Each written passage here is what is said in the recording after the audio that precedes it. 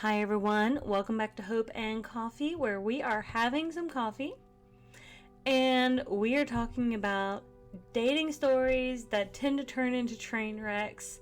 Sadly, tends to be most of my experience, but we always hope for the best. We expect the worst. I don't know if that's right. We could flip that and reverse it. I don't know.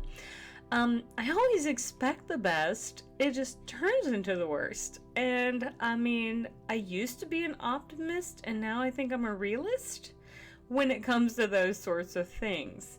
I have my coffee, like I showed you. I have stories lined up and ready to share. And I have puppies asleep on the bed that are not 5 feet away from me, so if they make any sort of noises, such as drinking from their water bowls or what have you, then we will just have to give them a pass because they don't really know what I'm doing over here. They tend to think that this is their world and I just live in it, and that's fine. That is fine. My poor little Pom Mix kind of got into a bit of a kind of a snit this past weekend, and kind of hurt his hip, so I've kind of been monitoring him. He hit the tile floor at my mom's house, and then her basset hound kind of ran him over, and I think he hyperextended his hip, so I've been just watching him a little bit. He's doing much better walking on it. He can go down the stairs, not so much up the stairs yet, but he's not acting like it's in pain right now, and he is going much further. And he just, like when dogs tripod so they can go like wee on a bush, he keeps trying to tripod to pee on that side, and he just can't quite accomplish it. And it's like one of those sad funny things. It's like you want to laugh, but it's kind of also sad at the same time. So we wish him the most speedy recovery. Like, he's doing really good, so no worries.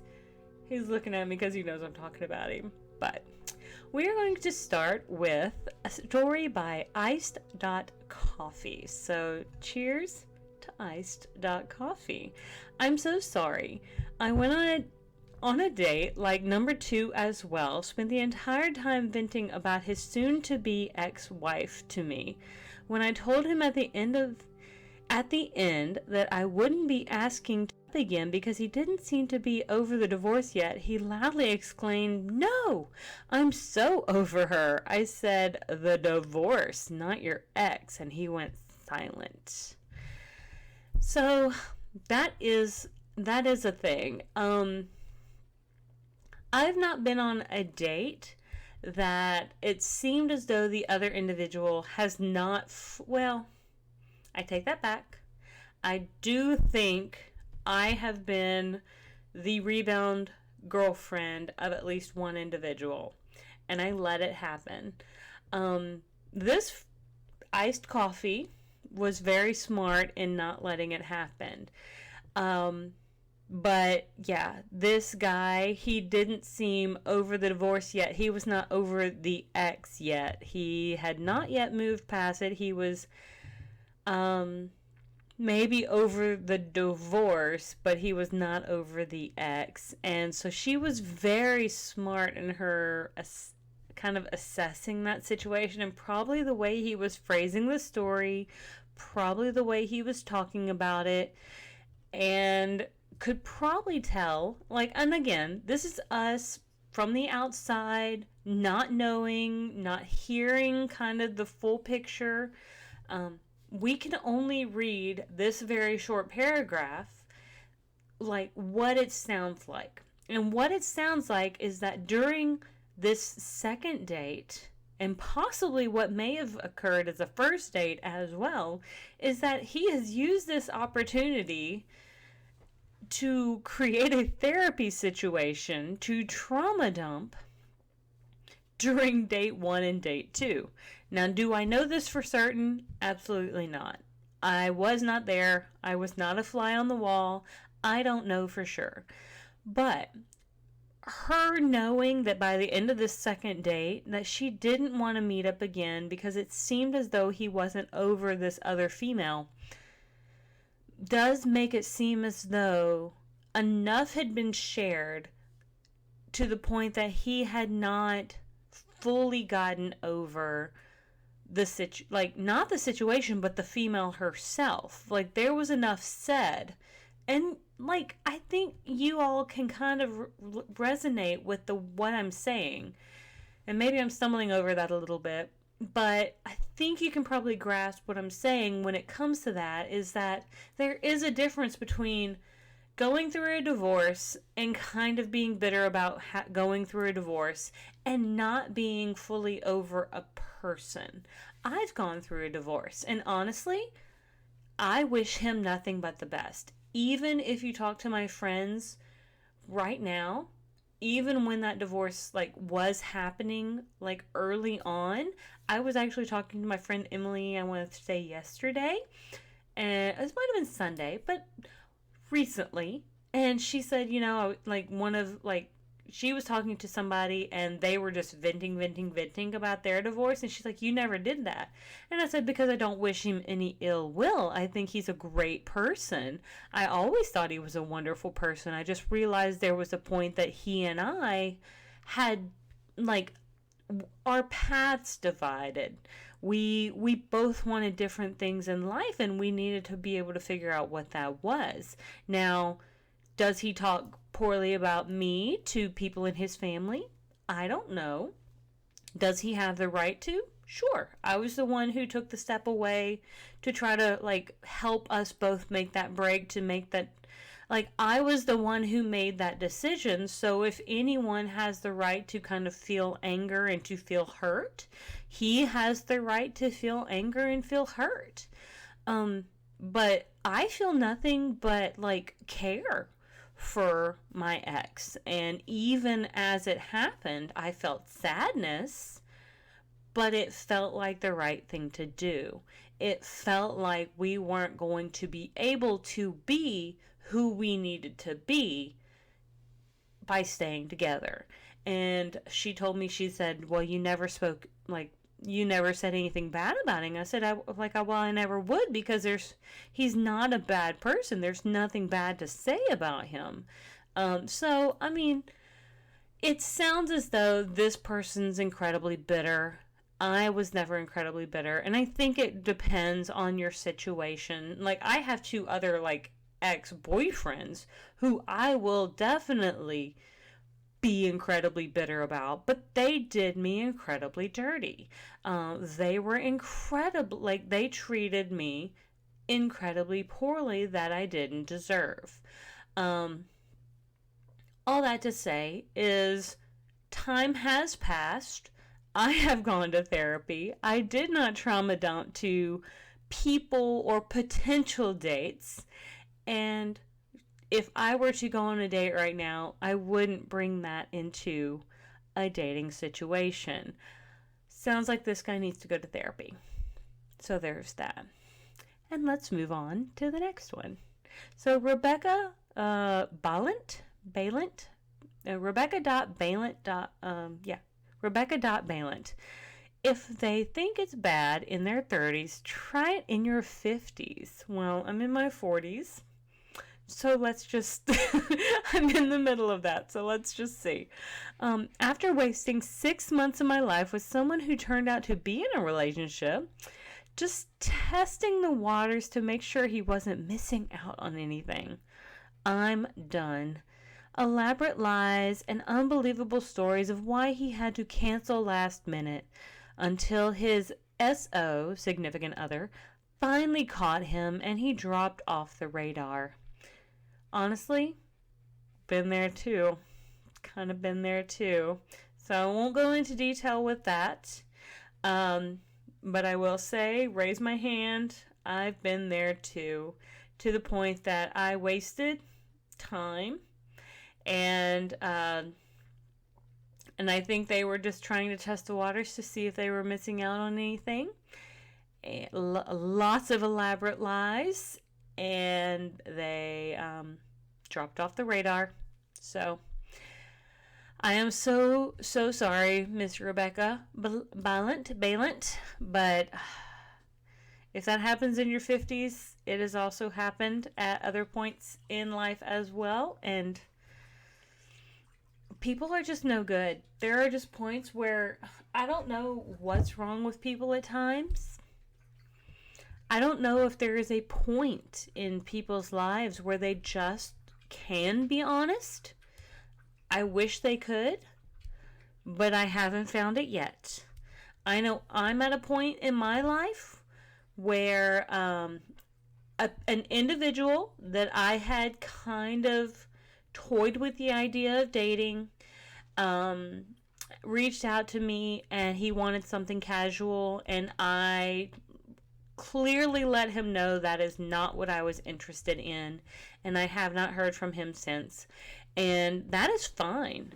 But I just made it very clear that is not what I was interested in, and he did go ahead, and I guess he respected that, which is very good, very nice. I'm glad he didn't try to continue pushing those boundaries, but he did reach out with the more or less intent of like, hey, so like, do you want to have some fun? And I'm like, no, I'm really not looking for just something casual. Like, if you're interested, you can let me know you're interested, but if you're not interested, I don't really want games right now. I'm too tired for that. Like, really, I'm just too tired for that. Now, I will go ahead and preface with the fact that when I was interested in something more casual and we kind of dated for just a very short period of time, he wasn't very, very enjoyable, and he was not an individual that I probably would have revisited. So he was not someone I would have pursued a long-term situation with after having previous experience with. So just kind of putting that out there. But nice enough, just arrogant, and thought he was doing something that he wasn't accomplishing, if that makes sense. So yeah, I think their confidence sometimes is a lot higher than it should be. I mean, I can't say my skills are, I'm not like, I don't know, I'm just saying, but don't be coming at me like that, because I get to decide yes or no, and don't come at me like you like have chosen to give me the option, because I think I'm the one who gets to make the decision if you're an option or not. But anyway, let's go on to, it says, one reader recommends using the burning haystack method, a dating app strategy that involves aggressively blocking or quote-unquote burning any bad fits instead of simply swiping left. I'm not certain what that means. What is aggressively blocking or burning any bad fits? Okay. Let's see. Dreaming is Free says, I'm 49. The rumor is true. It's bad. We are shopping in the returns department, and the returns are all the toxic men that smart women got rid of during the Trump era pandemic. Oh no. Oh no. There is a beacon of hope, though, through the burned haystack dating. You find your quote-unquote needle in the haystack by burning it all down. Oh, so what does that mean? What does that mean? How do you burn the haystack down? What does that mean? So currently, I don't have a dating app on my phone. I think I've kind of made that clear that right now I am in my single girl era. I am totally enjoying just the me vibe. I'm having fun just being me. I'm doing crafts. I am literally hanging out with friends, playing D&D, hanging out with my dogs, not doing a damn thing. And that is about it. I am not, like, I am beholden to no one but myself. But I'm just so curious as to, like, I know what it means to go onto a dating app, like I was maybe 6 months ago, and to look on the dating app and to realize that the individuals within my sort of, like, I guess the ones that come across my profile seem to be the ones that profiles are not the most charismatic. They are not the ones that seem to draw a lot of swipe rights. And I'm not saying that in, I don't want to say in a derogatory tone, because you know what? I'm sorry. If you take a picture from like belly button level, that says something to me. If you take a picture with a potato, that says something to me. If you have so much grease, like you've been smearing potato, French fry grease across your camera, that says something to me. If you're holding a dead thing in one of your pictures, fish, deer, what have you, dead turkeys, if you're holding a dead thing in a picture, that is an instant swipe left. I don't know if you think that means, it's like I'm a provider. That is not what that means to a female. Like 99% of females are not going to see that as, oh, this guy is a provider. That is going to signal, in a lot of ways, this guy is aggressive. That's what I see it as. That I don't swipe right on any person who kills things. I just don't. But that's just me. I don't like it. I don't want you bringing it here. If you can pick up something from the grocery store and I'll cook it, but you bring anything from the field to the apartment and you're not coming through the door, you're never gonna see me again. That's just the long and short from me. But that's just me. That's just me over here. But anyway, we're gonna leave it there with Dreaming is Free and her burning the haystack down, because maybe we do. Maybe we just, because you know what? If the needle is in there, the needle is metal, and when we burn that haystack down, the thing that's going to remain the bottom when we burn it is the metal. They're going to be able to withstand the fire, I hope. Crossing fingers. But until next time, thank you so much for tuning in. I hope you enjoy whatever witty sarcasm comes out of my face as we do this. I enjoy these. I know they tend to be dumpster fires, but honestly, they're hilarious and awful at the same time, right? I will see you guys on the next page. Thank you so much for tuning in, and anyway, bye.